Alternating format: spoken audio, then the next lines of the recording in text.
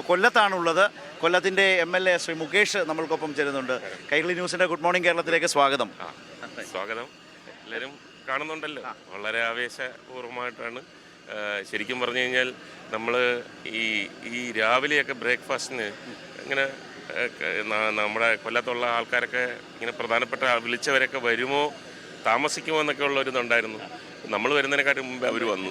അപ്പോൾ അത്രമാത്രം ആവേശത്തോടു കൂടിയാണ്. MLAയുടെ വരെ ഫോട്ടോ ഫിനിഷ് ആയിരുന്നു. അതെ, ഇവിടെ മുഴുക്കെ ശരിക്കും പറഞ്ഞ ട്രാഫിക്കിൻ്റെ പ്രശ്നങ്ങളും ഒക്കെ ഉണ്ട്. അത്രമാത്രം ഈ രാവിലെ തന്നെ. അപ്പോൾ വൈകുന്നേരം അതിഗംഭീരമാകുന്നുള്ളതിൻ്റെ ഏറ്റവും വലിയൊരു സൂചനയാണ് ഇപ്പോൾ നമുക്ക് ഈ ബ്രേക്ക്ഫാസ്റ്റിന് തന്നെ ഇത്രയേറെ ജനങ്ങളുടെ ഒരു മുന്നേറ്റം ഉണ്ടായിരിക്കുന്നു. ഇവിടെ ഇപ്പോൾ ഒരു കൊല്ലത്തിൻ്റെ പല മേഖലകളിൽപ്പെട്ട മനുഷ്യരെയാണ് ഞാനും കാണുന്നത്. എന്നെയൊക്കെ നന്നായിട്ട് അവരെ നേരിട്ട് അറിയാവുന്ന ഒരാളാണ് സ്ഥലം MLA കൂടിയായിട്ടുള്ള താങ്കൾ. ഇതിനു വേണ്ടിയിട്ടുള്ള ഒരു പിന്നെ സംഘാടന അധ്വാനം പ്രവർത്തനം തുടങ്ങിയിട്ട് കുറേയായോ? അല്ല, നമ്മൾ കുറേ ദിവസങ്ങളായി എല്ലാ കമ്മിറ്റികളും മീറ്റിങ്ങുകളും വീണ്ടും ഉദ്യോഗസ്ഥ പ്രമുഖരുമായിട്ടും അതല്ലാതെ പൗരമുഖ്യന്മാരുമായിട്ടൊക്കെ ഒരുപാട് മീറ്റിങ്ങുകൾ നടത്തി അതിൻ്റെ ക്രിസ്റ്റൽ ക്ലിയറായിട്ട് എല്ലാം പെർഫെക്റ്റ് ആക്കിയിട്ടാണ് കൊണ്ടുവരുന്നത്. ഇവിടെ മുഖ്യമന്ത്രിയുടെ കൂടെ ഇരിക്കുന്ന ആ ബ്രേക്ക്ഫാസ്റ്റിന് വിളിച്ചവരെ തന്നെ നമ്മൾ ഓട്ടോറിക്ഷ ഓടിക്കുന്നവരുണ്ട്, മത്സ്യം വിൽക്കുന്നവരുണ്ട്, കൊല്ലത്തിൻ്റേതായിട്ടുള്ള കശുവണ്ടി തൊഴിലാളികളുണ്ട്.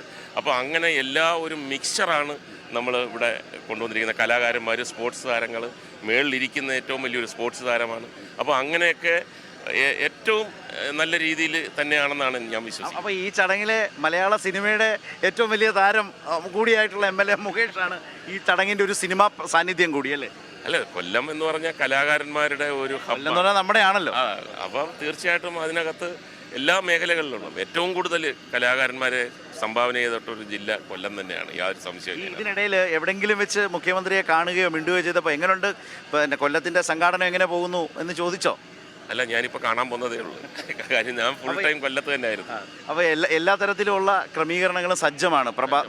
ഈ നവകേരള സദസ്സിൻ്റെ യാത്ര മഞ്ചേശ്വരം മുതലുള്ളത് ശ്രദ്ധിച്ചോ? താങ്കളുടെ ഒരു കണ്ണിൽ അതിൻ്റെ ഒരു സാധ്യത? അല്ല, അത് ശരിക്കും പറഞ്ഞു കഴിഞ്ഞാൽ കേരളം പലതിനും റോൾ മോഡലാണ്.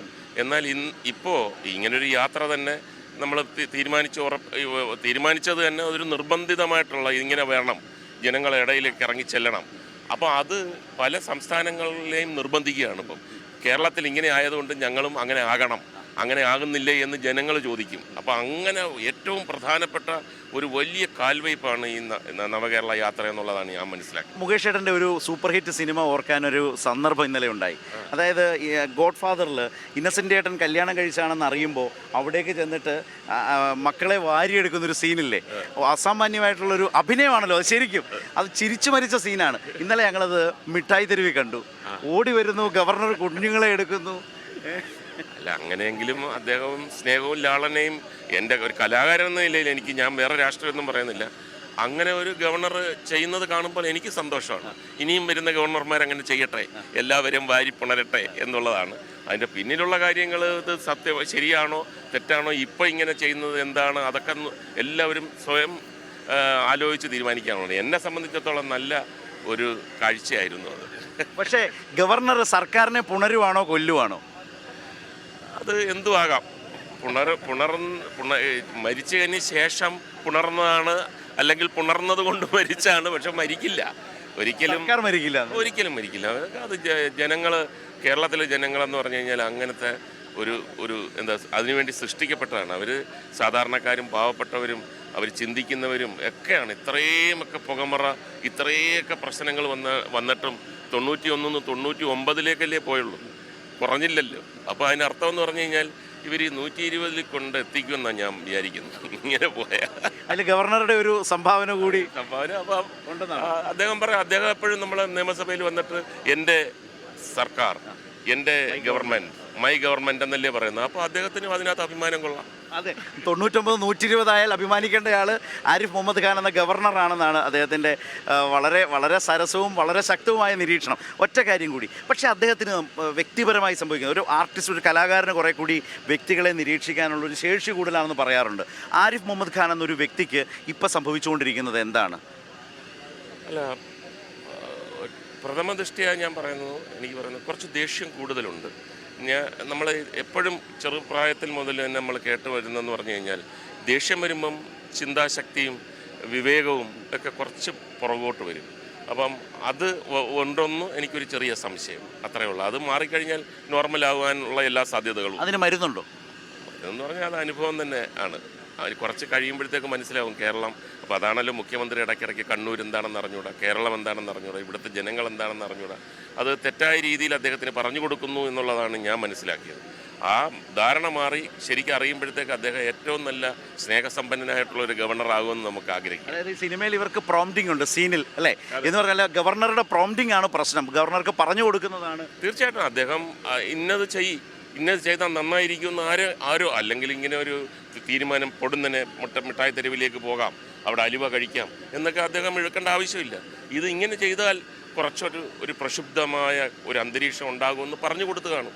ആ പറഞ്ഞു കൊടുക്കുന്നവർ തെറ്റാണ് പറഞ്ഞു കൊടുക്കുന്നതെന്ന് ഗവർണർ മനസ്സിലാക്കുന്ന നിമിഷം അദ്ദേഹം നല്ലവരായി മാറും. ഇതിനപ്പുറം ഇനി അതേക്കുറിച്ച് നിരീക്ഷിക്കാനില്ല. അപ്പോൾ ഞാനേതായാലും രാവിലെ മോചിപ്പിക്കുകയാണ്. സ്ഥലം MLA ആണ്, പ്രഭാത യോഗത്തിൻ്റെ നടത്തിപ്പുകാരനാണ്. അപ്പോൾ ഇനി മുഖ്യമന്ത്രിയൊക്കെ സ്വീകരിക്കാനായിട്ടുള്ളൊരു പോക്കാണ്. തീർച്ചയായിട്ടും എല്ലാ മന്ത്രിമാരൊക്കെ വന്ന് തുടങ്ങിയിട്ടുണ്ട്. Thank you. അപ്പോൾ നമ്മളിതാ കൊല്ലം MLA മുകേഷാണ് നമ്മളോട് സംസാരിച്ചത്. എനിക്ക് തോന്നിയതാണ് മനു വായു, അതായത് ഇപ്പോൾ രാഷ്ട്രീയ നിരീക്ഷണം വളരെ ശക്തമായി ഗവർണറുടെ നടപടികൾക്കെതിരെ വന്നു. പക്ഷേ ഒരു സിനിമാ നടനാണ്, ആർട്ടിസ്റ്റാണ്, കലാകാരൻ്റെ കണ്ണിലൂടെ എങ്ങനെയാണ് ആരിഫ് മുഹമ്മദ് ഖാന് സംഭവിച്ചുകൊണ്ടിരിക്കുന്ന പാളിച്ച എന്ന് വളരെ സാധാരണയായി അദ്ദേഹം പറഞ്ഞു വെച്ചു. അദ്ദേഹം പറഞ്ഞൊരു വാചകം എന്തായിരുന്നറിയോ? ഇങ്ങനെയൊക്കെ പോയാൽ 99 120 ആകും. മുകേഷ് ചേട്ടൻ്റെ വാചകം തന്നെ കണക്കിലെടുത്ത് പറഞ്ഞോണ്ടല്ലോ, ഒത്തില്ല. അതാണ് യഥാർത്ഥത്തിൽ സംഭവിച്ചത്. മുകേഷ് ചേട്ടാ, ഒരു കാര്യം കൂടെ, മുകേഷ് ചേട്ടൻ്റെ ഒരു ക്ലാസ് ഡയലോഗ് ഇല്ലേ, ഒത്തില്ല. ഗവർണറുടെ കാര്യത്തിൽ ഒത്തില്ല എന്നാണ് മുകേഷ് ചേട്ടൻ എങ്ങനെ പറയുക? നിങ്ങൾ എന്നെ കുഴപ്പത്തിലാക്കുക. ഇല്ലില്ല, ആ ടോണൊന്ന് കിട്ടാൻ വേണ്ടിയിട്ട്. ഒത്തില്ല, ഒത്തേക്കും. എല്ലാം ക്ലിയർ ആയാൽ ചിലപ്പോൾ ഒത്തേക്കും. ഇപ്പോൾ ഒത്തില്ല. അപ്പോൾ അതാണ് ഒത്തില്ല എന്നുള്ളതാണ്. അപ്പോൾ മലയാളിയോട് അതിനപ്പുറം ഇനി ഒരു വലിയ നിരീക്ഷണത്തിനോ ഒന്നും പോകേണ്ട കാര്യമില്ല. ഒത്തില്ല. ഏറ്റവും ലളിതമായി പറഞ്ഞു വെച്ചു.